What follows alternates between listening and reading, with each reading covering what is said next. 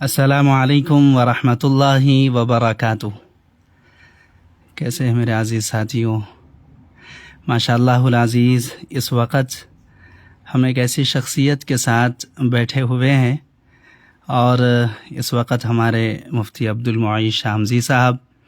سمجھیے ہمارے اس مقام کے، اور جس طریقے سے ہم جانتے ہیں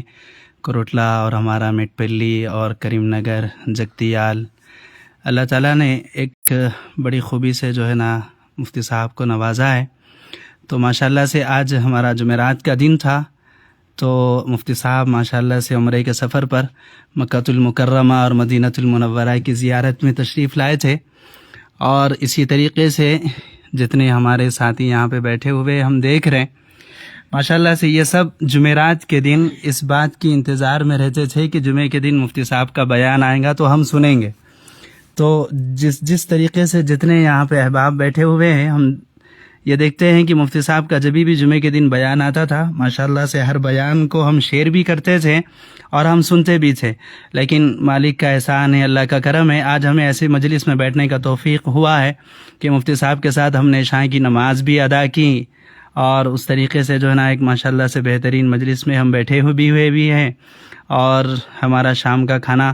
ہمارے ماشاءاللہ سے عثمان بھائی کے ساتھ جو ہے نا، عثمان بھائی کے دسترخوان پر مفتی صاحب کے ساتھ بیٹھ کے کھانے کا موقع بھی ملا۔ اور یہاں پہ سعودی عرب کے اندر ہم ریاض میں ہیں، اور یہ نسیم کے مقام پر ہے، ماشاءاللہ سے بھائی عثمان صاحب ہے اور ان کے عزیز و اقارب رشتہ دار جتنے بھی ہیں وہ سب یہاں پر ماشاءاللہ سے بیٹھے ہوئے ہیں۔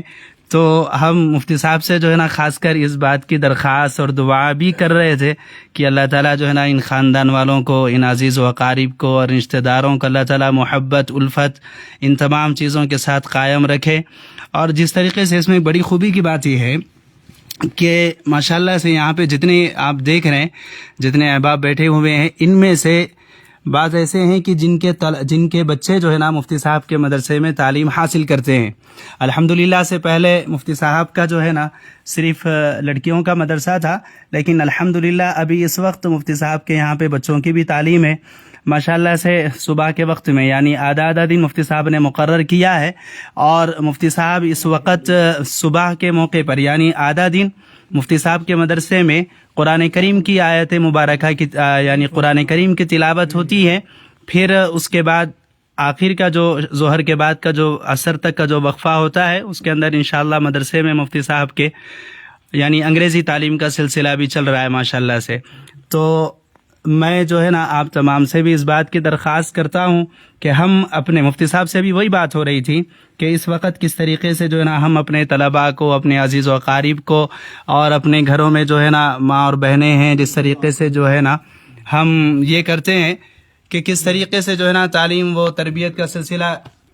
چلایا جائے۔ تو ماشاءاللہ سے مفتی صاحب اس وقت جو ہے نا ہمارے بیچ میں ہے، تو ماشاءاللہ سے مفتی صاحب نے بہت ہی لمبی گفتگو بھی کی اور بتایا بھی، اور تمام چیزوں کو انہوں نے پیش بھی کیا کہ ترتیب کس طریقے سے ہونا چاہیے۔ چنانچہ آج مفتی صاحب کی مجلس میں ہم بیٹھے ہوئے ہیں، تو دل چاہا کہ یہ سعودی عرب کا ہماری یادگار مفتی صاحب سے ملاقات، ورنہ تو اگر ہم انڈیا میں پہنچتے تو ایک عجیب منظر ہوتا ملاقات کا، لیکن اللہ تعالیٰ نے جو ہے نا ہمارے درمیان میں مفتی صاحب کو بٹھایا ہے، تو یہ ہمارے لیے سعادت مندی کی بات ہے۔ تو آج جمعرات کا موقع بھی تھا اور کل جمعے کے دن چھٹی بھی تھی، تو تقریباً ہم مفتی صاحب کی محبت میں بیٹھے ہوئے ہیں۔ تقریباً رات کے اس وقت سعودی عرب کے اندر 2:30 بج رہے، اور ماشاءاللہ سے انڈیا میں فجر کی اذان ہو رہی ہے، لیکن ہم جو ہے نا مفتی صاحب کو پھر بھی نہیں چھوڑ رہے۔ تو دعا کریں کہ اللہ تعالیٰ جو ہے نا مفتی صاحب سے دین اور دنیا دونوں میں اللہ تعالیٰ مفتی صاحب کو قبول فرمائے، اور جس طریقے سے ہم تمام حضرات بھی مفتی صاحب کے یہاں پہ بیٹھے ہوئے ہیں،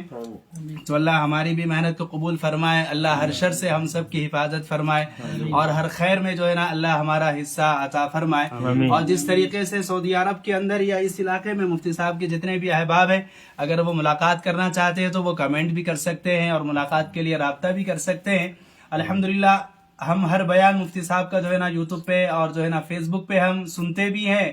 اور آگے شیئر بھی کرتے ہیں۔ تو میری آپ سے ایک مؤدبانہ درخواست ہے کہ جب بھی مفتی صاحب اگر آن لائن آتے ہیں یا ان کا کوئی بیان آتا ہے تو آپ ضرور کمنٹس کریں اور اس کو شیئر بھی کریں اور سبسکرائب بھی کریں. ہم اتنا تو کر سکتے ہیں، اس لیے کہ ہمارے پاس الفاظ نہیں ہے، ہم دین کا کام نہیں کر سکتے ہیں، لیکن ہم اپنے پاس جو اعضاء ہے، جو ہتھیار ہے، اس کو ہم استعمال کرتے ہوئے دین کے کام کے لیے صرف شیئر اور سبسکرائب کا بٹن دبانا ہے. اتنا تو کام ہم کر سکتے ہیں، لیکن آج ہم اس کو بھی جو ہے نا گوارا نہیں کرتے ہیں. تو گویا ہمیں چاہیے کہ ہم دین اور دنیا کے کام کے لیے اللہ تبارک و تعالیٰ سے ہمیشہ دعا کریں کہ اللہ جب تک ہمیں دنیا میں قائم رکھے تو ایمان پر قائم رکھے، اور جب ہمارا خاتمہ ہو تو کلمے پر ہمارا خاتمہ ہو. تو مفتی صاحب سے بھی جو ہے نا میں بہت ہی ادباً درخواست کرتا ہوں کہ ہمارے لیے خیر کی دعائیں کرتے رہیں، اور مفتی صاحب سے درخواست کرتا ہوں کہ ہمارے لیے دعائیں چند الفاظ کہہ دیں. السلام علیکم ورحمۃ اللہ. آج ریاض میں ہماری ہندوستانی برادری خاص طور پر کروٹلا بٹپلی کے کچھ ساتھیوں کے ساتھ میں بیٹھک چل رہی ہے. ابھی مولانا نے بتایا رات میں 2:30 بج رہے ہیں اوپر. ایسے لوگوں کے درمیان میں، اپنوں کے درمیان میں آ کے نہ نیند کا احساس نہ بھوک کا احساس.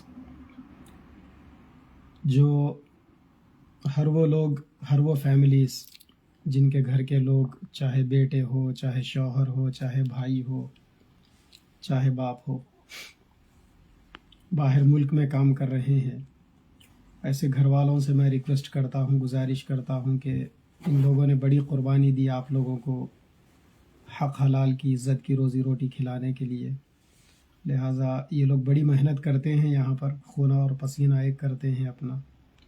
اسی لیے خواتین سے بھی گزارش ہے کہ اپنے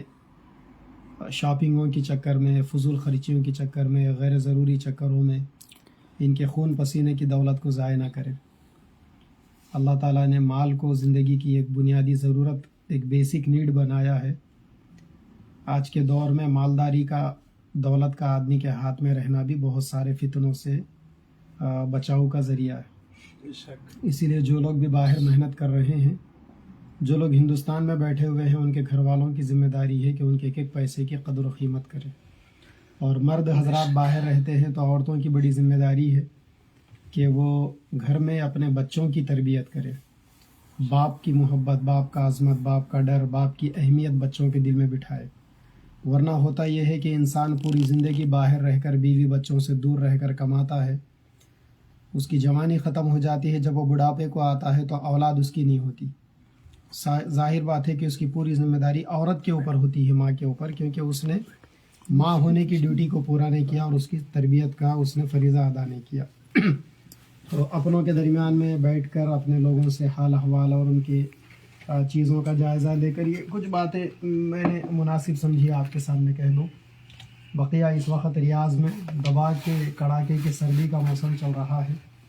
اور یہ بیچارے لوگ سردیوں میں بھی، گرمیوں میں بھی ہر قسم کے موسم کا، حالات کا سامنا کر کر قربانیاں دے رہے ہیں اور کما رہے ہیں. اللہ تبارک و تعالیٰ ان سب حضرات کو بہت بہترین بدلہ عطا فرمائے،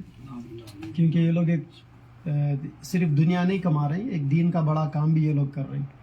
کیونکہ اللہ کے نبی نے فرمایا کہ فرض نمازوں کے بعد